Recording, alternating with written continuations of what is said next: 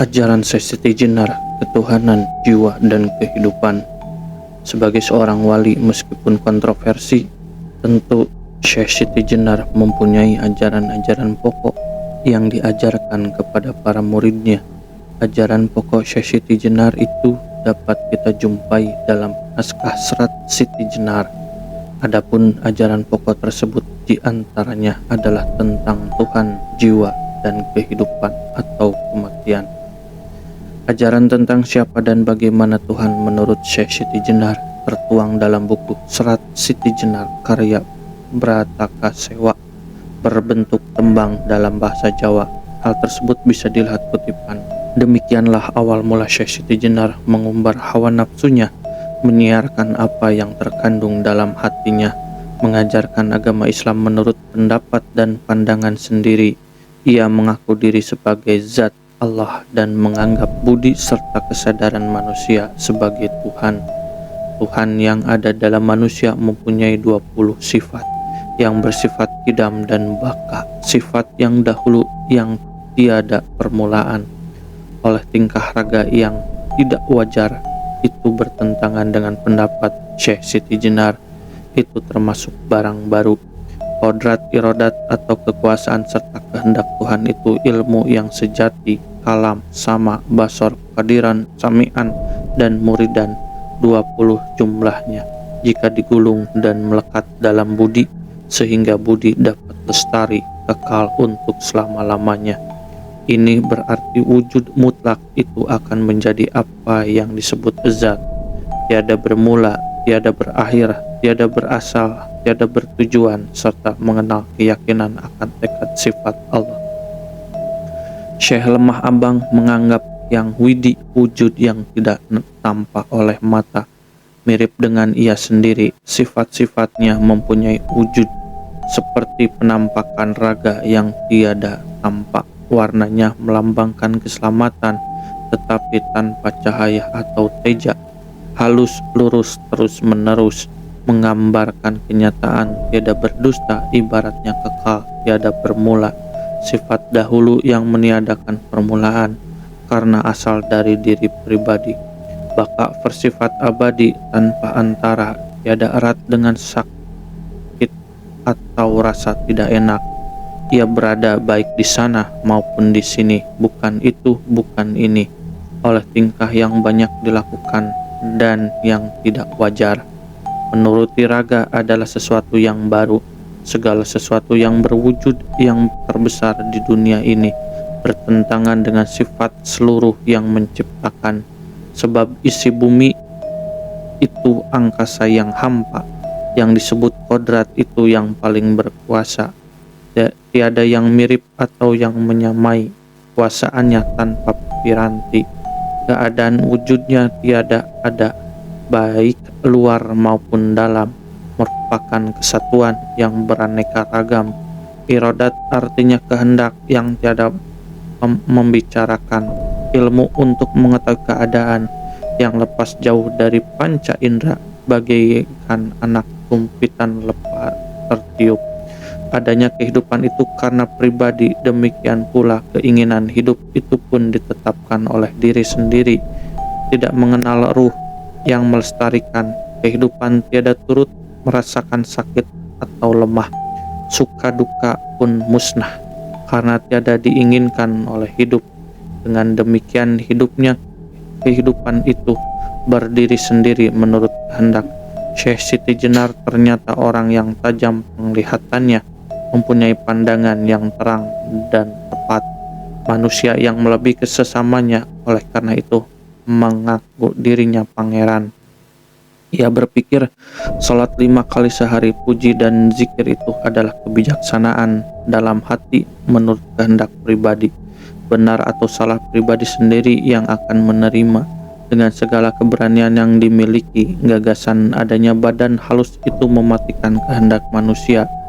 Di manakah adanya yang sukma kecuali hanya dari pribadi? Kelilinglah cakrawala dunia, membumbunglah ke langit, selamilah dalam buku sampai lapisan ke-7, tiada ditemukan wujud yang mulia. Dari kutipan di atas dapat disimpulkan ajaran Syekh Siti Jenar menurut Barataka Sewa adalah bagian berikut. Syekh Siti Jenar yang mengaku mempunyai sifat-sifat dan sebagai zat Tuhan, di mana sebagai manusia mempunyai 20 atribut atau sifat yang dikumpulkan dalam budi lestari yang menjadi wujud mutlak dan disebut zat, tiada asal usul serta tujuannya.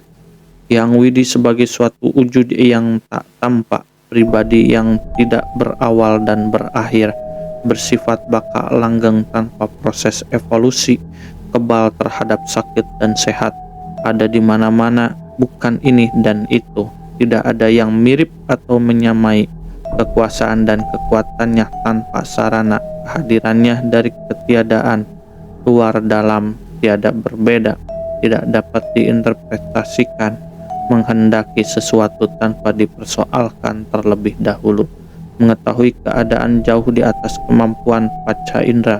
Itu semua ada dalam dirinya, yang bersifat wujud dalam suatu kesatuan, yang sukma ada dalam dirinya.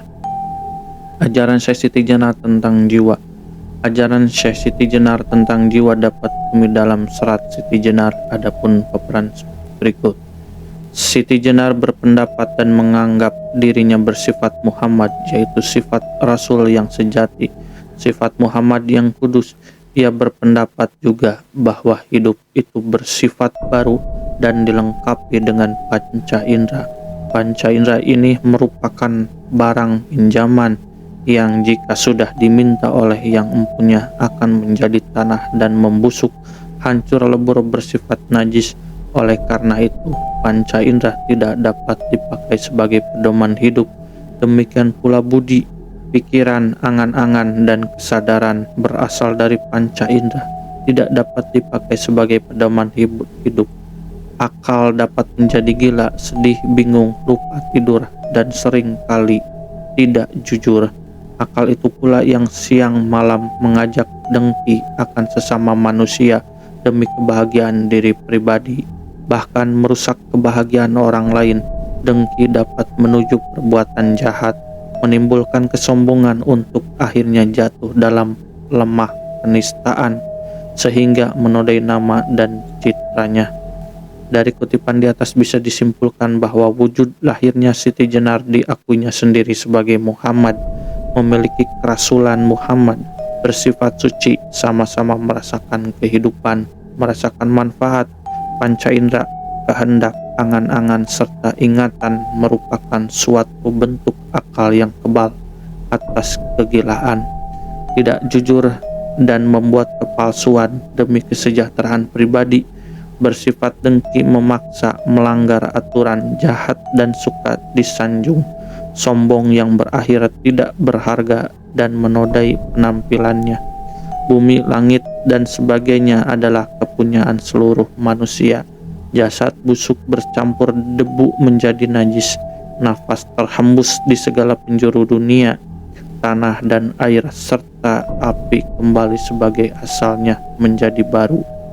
Selain Abdul Munir Mukhtar M. Solihin juga mengkaji Boko Siti Jenar ingkang tolan karyatan kaun Swi 1931 yang menjelaskan bahwa saat diminta menemui para wali, Syekh Siti Jenar mengaku sebagai Tuhan bergelar Prabu Sat Mata.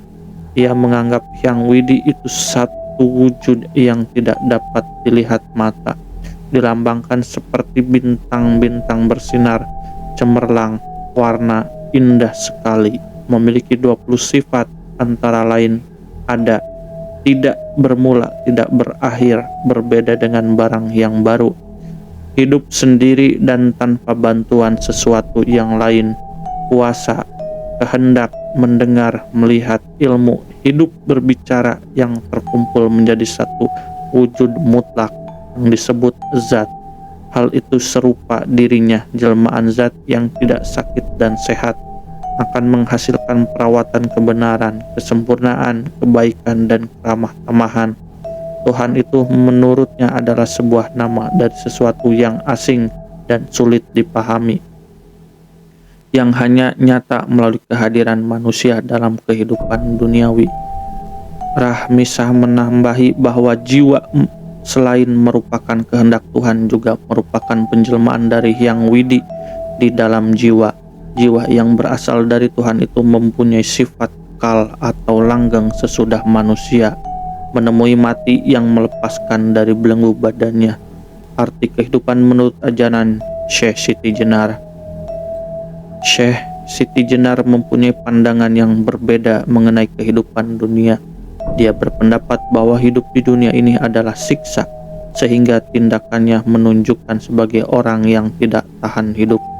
Di tempat-tempat berkumpulnya orang-orang seperti pasar, para pengikut Syekh Siti Jenar membuat ulah supaya terjadi perkelahian untuk segera menemui ajal. Bila berjalan dan berpapasan dengan orang lain, mereka tidak mau menyisih agar orang lain marah. Tidak jarang menggunakan senjata tajam agar cepat mati. Para pengikut Syekh Siti Jenar, pria dan wanita, memiliki tabiat yang sama, yaitu angkuh, suka membuat kegaduhan, merampok dan berkelahi. Bila terjadi kejahatan, hampir selalu ada pengikut Syekh Siti Jenar yang menjadi biangnya. Solihin dengan mengutip Zod Mulder dalam buku Atheism on Monism in the Javaski mengatakan bahwa Syekh Siti Jenar memandang dalam kematian terdapat surga, neraka, bahagia, celaka ditemui, yakni di dunia ini. Surga neraka sama, tidak langgeng, bisa lebur, yang kesemuanya hanya dalam hati saja. Kesenangan itu yang dinamakan surga, sedangkan neraka yaitu sakit di hati. Namun banyak ditafsirkan salah oleh para pengikutnya yang berusaha menjalani jalan menuju kehidupan ngudi dalam gesang dengan membuat keonaran dan keributan dengan cara saling menghabisi demi mendapatkan jalan pelepasan dari kematian. Di antara para wali yang paling mendatangkan kontroversi dan paling banyak diselimuti kabut mitos adalah wali nyentrik, yaitu Syekh Siti Jenar. Kisah dan ajarannya sangat populer di masyarakat. Sayangnya, penulisan ajarannya secara utuh dan sahih belum banyak dilakukan. Syekh Siti Jenar menghadirkan kearifan spiritual Islam di tanah Jawa, atau yang umum disebut sekarang sebagai Islam esoteris. Syekh Siti Jenar mengambil langkah tersebut di samping alasan utama bahwa kebenaran agama tidak bisa disembunyikan dan bahwa dia sendiri adalah seorang historis dan esensialis yang telah mencapai pengalaman spiritual tertinggi, mencapai kemanunggalan tauhid al-wujud. Syekh Siti Jenar yang menyadari bahwa Islam yang sudah diterima masyarakat Jawa sejak awal abad ke-13, jauh sebelum Wali Songo hadir, adalah Islam yang mampu berinteraksi dengan religius lokal dan menjalin keindahan dengan peradaban serta budaya masyarakat yang ada. Hasilnya adalah sebuah antropologi keagamaan yang mengasyikkan bahwa zikir adalah salat daim, yakni seluruh tingkah laku kita yang berhubungan timbal balik dengan Allah, dan bahwa ternyata ajaran Syekh Siti Jenar tersebut diperoleh dengan sanad yang bisa dipertanggungjawabkan, baik secara syar'i maupun sufi. Tujuan utama ajaran Syekh Siti Jenar adalah mengajak manusia untuk selalu tumbuh berkembang seperti pohon Sidratul Muntaha, selalu aktif, progresif, dan positif, membangkitkan pribadi ingsun sejati melalui tauhid al-wujud atau yang dikenal secara lokal dengan sebutan Manunggaling Kaula Gusti. Namun benarkah tuduhan bahwa ajaran Syekh Siti Jenar sesat?